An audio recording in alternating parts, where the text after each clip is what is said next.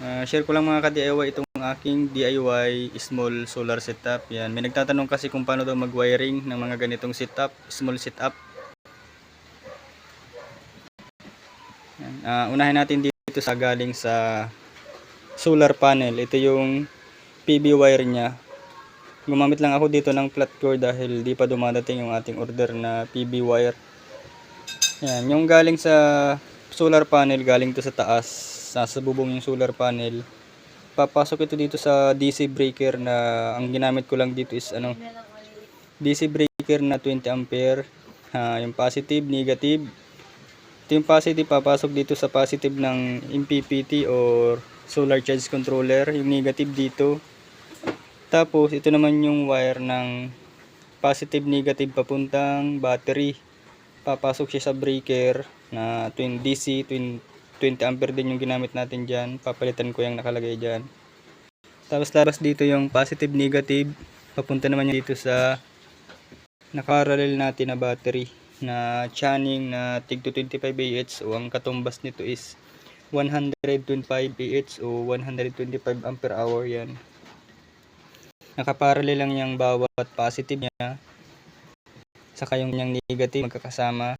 Tapos kumuha tayo ng isang positive papunta dito sa MPPT. Saka ito yung negative. Parallel connection yan. Pasok niyan dito.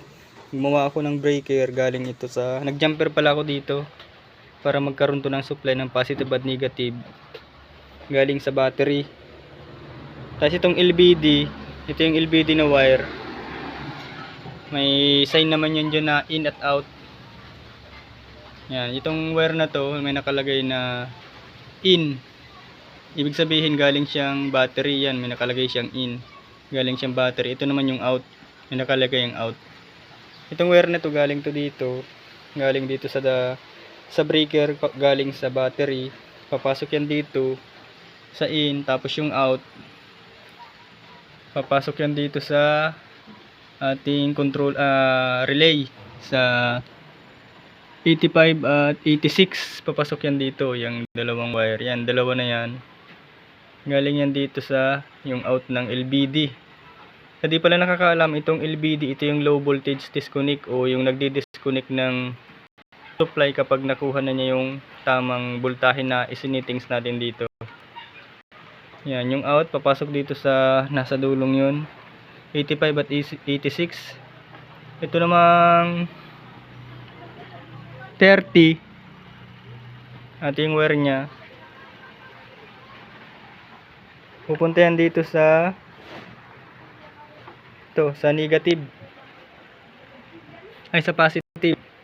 Sa positive galing sa breaker, galing sa battery. Pasok yan dito, positive. Tapos kuha rin kayo ng wire dito sa kabila, sa 87, 37. Ayan dito, wire dito sa kabila. Yung 37 na yan, punta yan dito sa, ito yung supply ko ng 12 volts. Yan, yung mga nakalagay yung ilaw, yung saksakan ng DC fan na 15 ampere. Itong 37 pupunta yan dito sa positive ng ating terminal. Tapos itong negative wire na to, pag galing ito dito sa yun, sa DC breaker na negative galing sa battery. Itong negative papasok dito sa ating connector.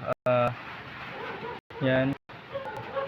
Tapos itong positive papasok dito sa 30. Yan sa 30, itong positive. Tapos lalabas dito yung positive kasi ito yung ito yung magsi-switch. Papasok naman yung positive dito sa positive nitong saksakan natin ng mga DC volts. Yan. Tapos itong relay, inverter, pwede nyo itong gawa ng sariling breaker. Sa akin kasi wala pa tayong budget kaya nagtap muna tayo dito ng inverter sa breaker ng galing battery. Ito yung positive niya ito. Papasok yan dito sa inverter sa positive. Tapos yung negative, papasok yan dito sa negative ng breaker galing battery. Tapos ito naman yung out niya na 220. Ito kasi yung ina 12 volts. Pagpasok dito ng 12 volts, magiging 220 paglabas dito. Yan. Tapos gumawa ako dito ng extension para isaksak dito yung mga pang-charge ng cellphone, yung mga 220 na katulad ng charger. Yan, diyan natin ginagamit. Yan lang yung ating setup, small source setup. Share ko lang sa inyo mga ka-DIY. Yan mga ka-DIY ay DIY lang talaga. Hindi tayo professional na electrician. DIY lang. Wala tayong knowledge sa base lang ito sa aking nalalaman.